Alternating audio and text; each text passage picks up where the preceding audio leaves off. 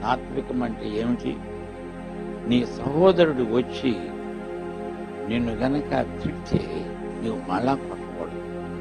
పైగా అతడు గనక అనుమతిస్తే అతని పాదాలు కడగాలి. నిన్ను నీ సోదరుడు అవమానపరిస్తే మరి ఒకసారి అవమానపరచడానికి అతనికి అవకాశం ఇవ్వాలి. సాత్వికం అంటే అది. యేసు ప్రభు మహాసాత్వికుడు. యేసు ప్రభు నిన్ను నన్ను రక్షణార్థమై పిలిచాడు కదా.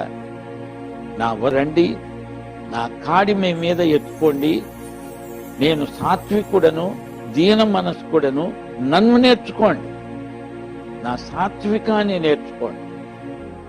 దెబ్బకు దెబ్బ కొట్టడం, తిట్టినోడిని తిట్టడం, జగడాలు ఆడుకోవడం, కోర్టు కేసులకు తయారవడం, వాడు నన్ను ఎంత మాట అన్నాడా అని ఎక్కడ